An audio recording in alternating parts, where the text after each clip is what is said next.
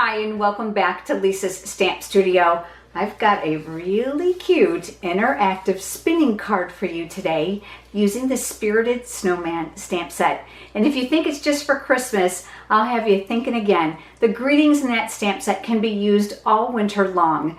If you're here from YouTube, you'll be able to find a link in the description of this video below, which will navigate you over to the pictures, cutting dimensions, and supplies for today's project.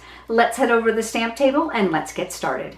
Here's a close-up of that card we're going to be creating today. Let me show you. If you hold it and you give it a little shake, you're going to see that he spins. But what happens is it'll actually slide and spin across the card front. Really a fun and interactive card. Let me show you how easy it is to put this together. We're going to be using this Spirited Snowman stamp set. Isn't this cute?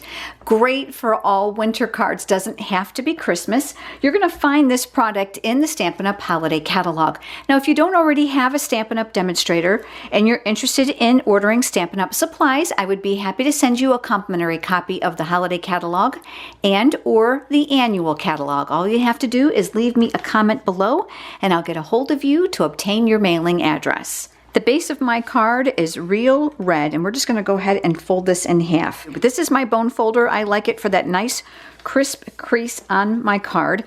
We've got some layers, but the one we're going to work with first is a piece of crumb cake. And let's go ahead and let's stamp a background on that. From that same stamp set, I've pulled out the snowflakes, and I just wanted tone on tone. So I'm going to go ahead and pull out the crumb cake ink. This is the beauty of Stampin' Up! Products, is the color coordination. So we have cardstock and ink and markers and accessories, and everything color coordinates beautifully. I'm going to bring in a scrap piece of just regular computer paper. I'm going to stamp off when I ink up my stamp. This is going to reduce the shade.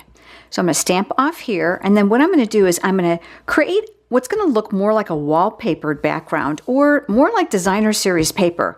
And I want you to see that I'm actually turning my cardstock and not turning my hand. I want to make sure that I've got a pattern that's going every which way.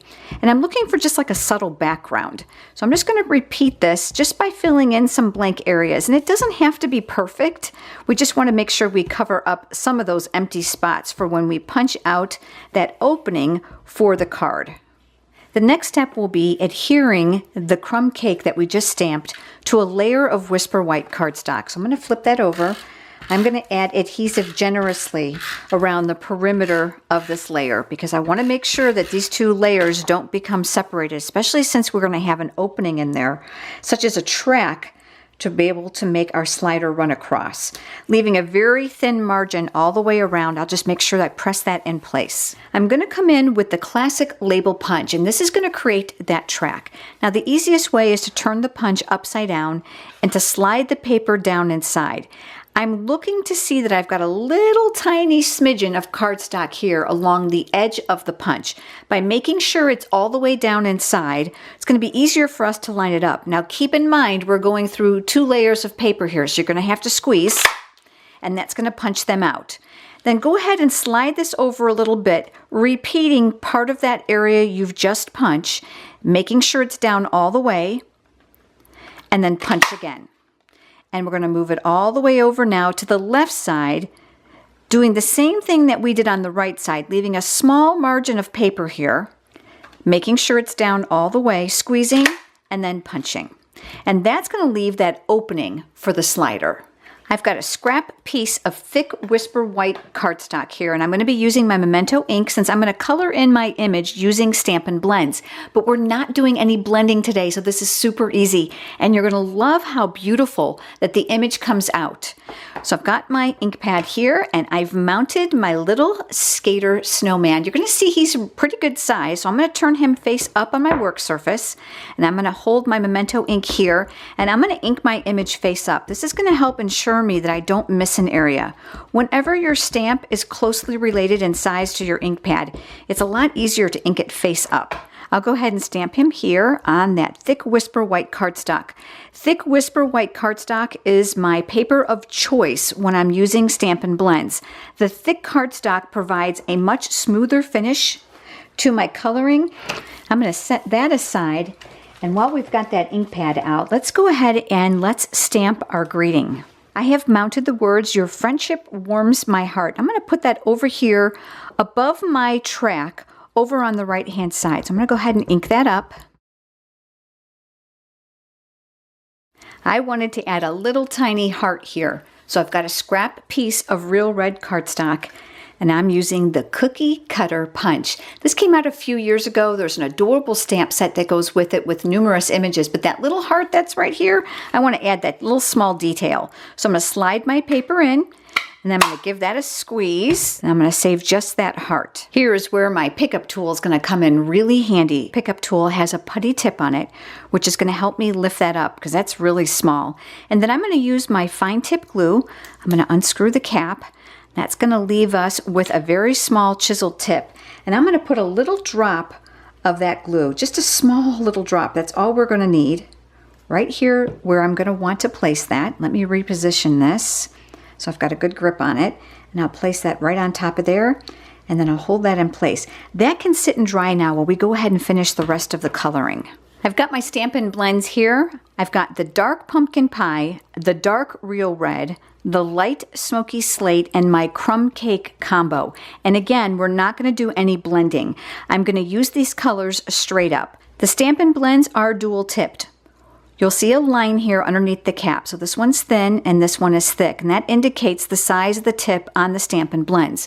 The alcohol-based markers are wonderful to use simply because they will not leave streaking or repeated areaed lines like regular markers do. So I'm going to go ahead and just use them like I would regular markers and color in my hat. I'm going to move down in here to the little chevrons that are inside his scarf. I'm also going to color in his buttons and his skates. I'm switching now to the light crumb cake, and this is where I'm going to fill in these striped areas on his hat and then the other negative areas of his scarf. I'm going to switch over now to the dark crumb cake, and I'm going to use this for his arms and his ankles. Switching over to the light smoky slate, we're going to fill those in for his skates. And then lastly, for his nose, we've got the dark pumpkin pie. There is not a die with the stamp set, so I am going to fussy cut him. Because it's thick Whisper White cardstock, I found this a lot easier to cut than regular Whisper White cardstock. You can leave a little bit of cardstock behind, so don't worry about getting into every single little nook and cranny.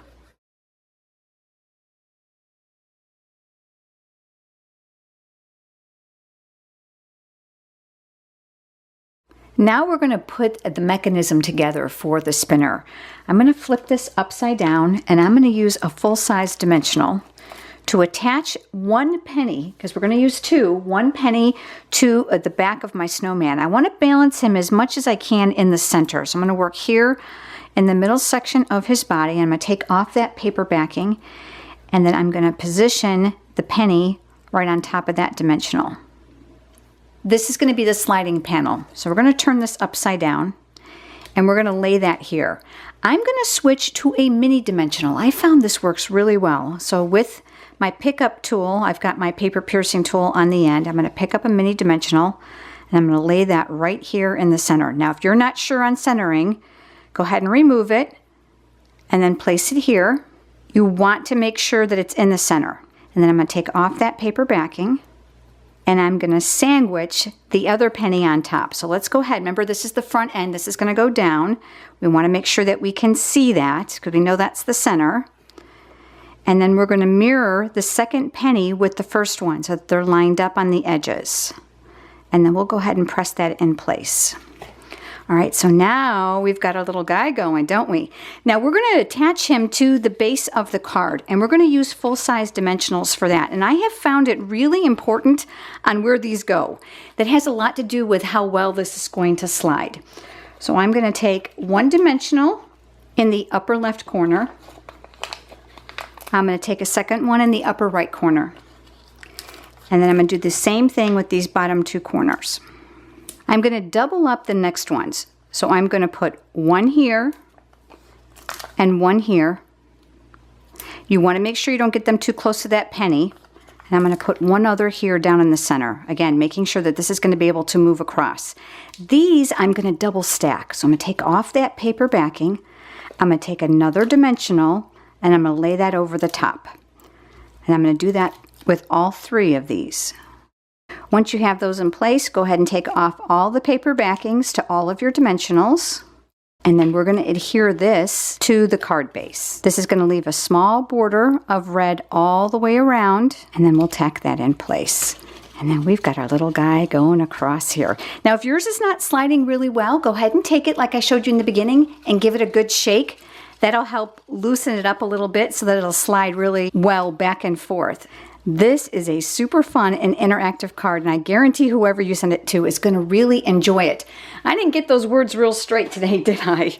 Well, here's the one I made before you joined me, and here's the one we made together today. Really simple. Think of all the different images that you can use sliding across this card. Of course, the Spirited Snowman stamp set, all of these would be absolutely adorable. Thanks so much for joining me, everyone. I look forward to seeing you next time. Have a great day.